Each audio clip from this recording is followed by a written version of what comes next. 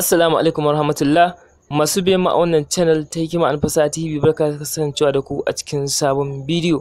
A bidiyon mu yau kai tsaye zan nuna muku yanda ake samun kuɗi da YouTube short, ta yanda za ka yi YouTube short a cikin YouTube sa'annan ka samu kuɗi da shi a cikin kamfanin YouTube. Da za ka duba akan wannan channel za ka ga duka wata estimate suna samun US dala 68,000 har zuwa US dala miliyan 1 a duka wata ta hanyar yin YouTube short. Da za a duba irin bidiyoyin da wannan channel ɗin take ɗorawa, za ga yana da 1 million subscribers. Sa'annan kawai bidiyoyin da ke ɗorawa short ne, duka minti 1 ne, second 30, minti 1, sannan kuma yana samun million and thousand of views ta hanyar wannan YouTube short, kuma yake samun waɗannan maƙudan kuɗin, misali kimanin US dollar 68,000 har zuwa miliyan 1 yake samu a channel ɗin shi duka wata.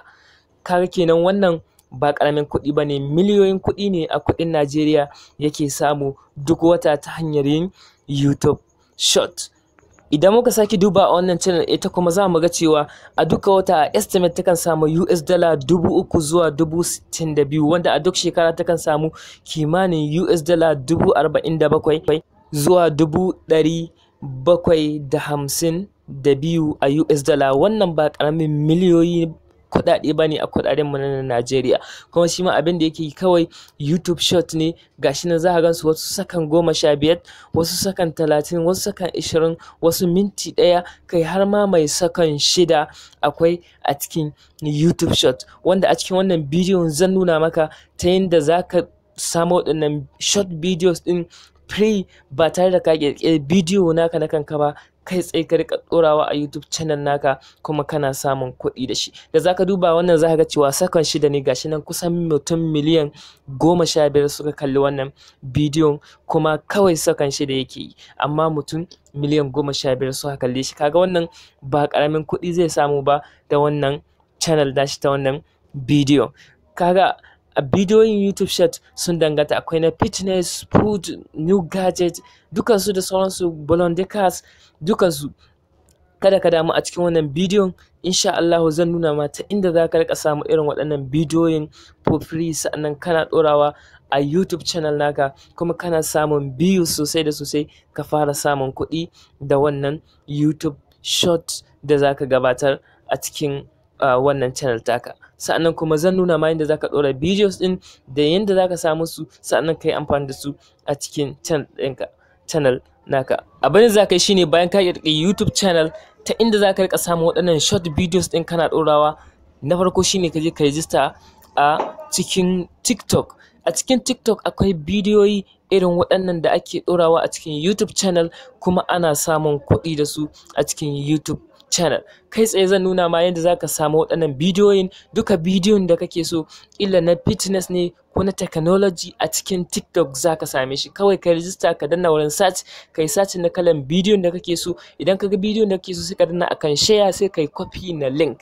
Kana yin copy na link na wannan kalan bidiyoyin da kake so ka rika ɗorawa a channel ɗinka, abinda zaka yi sai in nuna maka website wadda zaka yi download. Sai ka zo akan wannan sstick.io.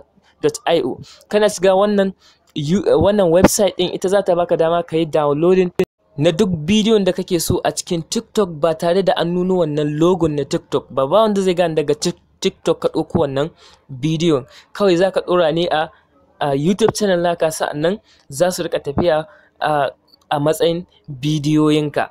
Kawai abin da za ka yi, wannan link ɗin da kafo sai ka zo ka danna shi akan wannan wurin. Kana danna shi, kana yin pasting na wannan link ɗin, sai ka danna akan download. Kana dannawa akan download, bayan ya ƙalo da, idan ka yi ƙasa za ka ga an ce download without watermark. Kawai sai ka danna akan without watermark, kai tsaye za ka yi downloading na bidiyon ka daga TikTok ba tare da ya nuna alamar daga TikTok aka ɗauko shi ba. Misali ni yanzu gashi nan na riga na danna akan download. Idan ka duba gashi nan zan danna akan download, ga bidiyo na nan yana downloading a ƙasa. Kai tsaye yanzu har ya ƙara downloading. Da zan shiga za ka ga cewa gashi nan ga bidiyon da na yi downloading nan a cikin wannan a cikin TikTok. Abu na gaba da za ka yi shine, kawai sai ka zo wannan bidiyon ka zo ka shiga a channel ɗinka wurin ɗora bidiyo gashi kamar haka, sai ka danna akan select file. Kana dannawa akan select file sai ka je ka nemo bidiyo. Misali za mu je mu nemo wannan bidiyon da muka yi downloading a cikin wannan application na TikTok. Misali idan muka nemo bidiyon, ina zuwa, yawwa, idan muka je muka nemo bidiyon a cikin downloads, za ku ga bidiyon zai bayyana. Gashi can bidiyon, sai mu je mu yi selecting na wannan bidiyon. Idan muka yi selecting na wannan bidiyon sai mu danna akan done. Kawai mun danna akan done, idan ka duba gashi nan ya fara yin loading. Yana fara yin loading kai tsaye, fuskar da zai kawo ma a YouTube channel ɗinka wani loading shine gashi nan inda za ka yi description na bidiyon ka. Abu na farko da za ka yi shine sai ka zo a wurin title. A wurin title nan ne sai ka goge wannan rubutun, sai ka saka ma bidiyon naka title. To ta yadda za ka samu title mai kyau shine ka koma a cikin YouTube ka kalli irin title ɗin da masu kalar wannan bidiyon suke sakawa, sai ka ɗauko kalar wannan title ɗin sai ka saka ma bidiyon ka, ta yadda idan aka yi satin za a riƙa ganin bidiyoyinka. Misali bayan ka saka title, ka je ka saka title wannan wurin irin title ɗin da kake so, ka kammala ka je YouTube ka nemi title ka saka a wannan wurin, to kawai abin da za ka yi shine sai ka dawo a nan wurin description inda ka ga wannan rubutun mai yawa, wannan dan na riga na sai da stashi ne a channel ɗina. Misali za mu je mu goge wannan rubutun. Idan muka goge wannan rubutun, ka tabbatar nan wurin title ɗinka ka saka short, sai ka yi hash ka saka short, ka sake yin hashtag sai ka saka YouTube short. Wannan shine zai sa bidiyon ka ya bayyana a cikin YouTube short. Da zaran an yi satin sai ya rika fitowa a wannan jerin na YouTube short.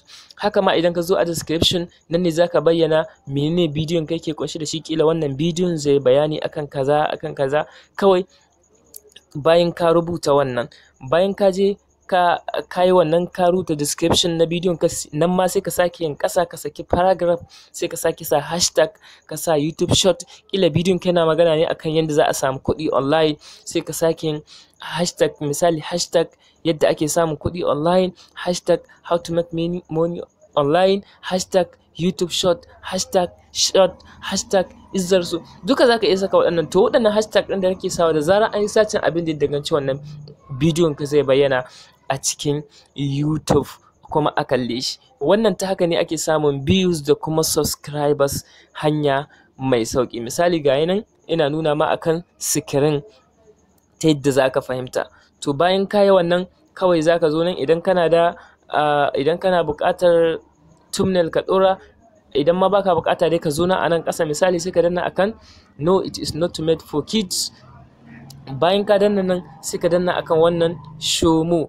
Misali idan ka zo nan a nan ƙasa wurin show more, za ka ga cewa kai tsaye ya buɗe maka wurin saka keywords.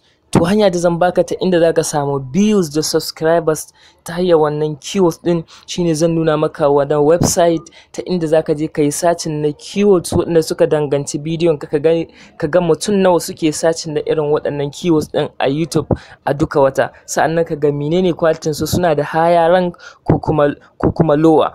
To abinda zaka yi shine sai ka koma akan website mai suna bidio. Ita wannan website mai suna bidio zaka je da ainihin email ɗin da ka buɗe YouTube channel ɗinka da shi, sai ka danna akan wannan ɗirgan guda uku, sai ka danna akan keywords. Kawai sai ka zo na a wurin typing na keywords, sai ka saka misali in sa yadda ake samun kuɗi online, ina so in ga mutum nawa suke searching ɗin shi. Ina dannawa sai in danna akan search. Idan kuka duba gashi nan an nuna min cewa gashi nan mutum nawa suke yin searching ɗin na yadda ake samun kuɗi online. Gashi nan da izzar so Mubaraki TV, yadda ake samun kuɗi online, gashi nan sama da mutum 3,000 suke yin searching ɗin shi akalla, misali a ce duka sati ko duka wata. Kun ga kawai abin da zan yi sai in yi amfani da irin waɗannan keywords ɗin da mutane suke yawan searching. Gashi nan za ka ga wasu mutum 3,000, mutum 2,000, wasu mediums, wasu very low, wasu na da higher quality. Kawai abin da sai in danna akan copy. Gashi nan nayi copy na waɗannan links ɗin, na waɗannan keywords ɗin. Bayan na kammala copy su, to kawai abin da zai in danna akan copy, sai in koma a can cikin wurin uploading na bidiyo na gayi nan a wurin waɗannan saka keywords ɗin. Misali baraka ga gurin idan na jinyo wurin saka wannan keywords ɗin gashi nan. To abin da zan yi kawai shine sai in zo in danna akan wannan wurin, sai in yi pasting na waɗannan keywords ɗin da na yi copy daga cikin wancan bidiq.com. Kawai ina dannawa misali gashi, da na danna a haka, bayan na danna daidai waɗannan keywords ɗin, to abin da zan yi shine sai in danne, sai in yi pasting na wannan keywords ɗin da na kwafo. Da na danna na yi pasting ɗinsu, kawai abin da zan yi sai in zo a nan ƙasa za ka ga wurin da aka saka next, sai ka danna akan next. Idan bidiyon ka babu copyright ciki, kawai kai tsaye za ka ga wannan wurin check ɗin an maka mashi, kawai sai ka danna, ka ci gaba da dannawa akan wannan next ɗin, kana dannawa akan next, kana dannawa akan next, kawai sai ka zo a wurin publish. Ka tabbatar idan haka wurin publish ya zan bidiyon ka yana a public ne yadda kowa zai iya kallon shi. Kawai idan ka ga bidiyon ka yana public, abinda za ka yi kawai sai ka zo a nan ƙasa wurin da aka saka publish, sai ka danna akan publish. Shikenan ka watsa bidiyon ka akan YouTube channel ɗinka. Hanya ta biyu da za ka iya samun kuɗi da YouTube channel ɗinka ko ba tare da YouTube sun biya ka ba shine ka buɗe JBZU account, wato affiliate marketing. Sai ka samu, kila idan kana magana ne akan fitness, sai ka je ka samu wani product wanda ya yi daidai da wannan bidiyon da kake ɗora. Misali idan kana magana akan fitness, mazanna akan health and fitness, sai mai search na wani product. Shi wannan product shine dukan wanda ya danna akan link da ke description na bidiyon mu, ya danna wannan link ɗin, ya je ya sai wannan product ɗin, to za ka iya samun 50% commission. Misali idan an sai wannan product ɗin a $100, to za ka iya samun $50.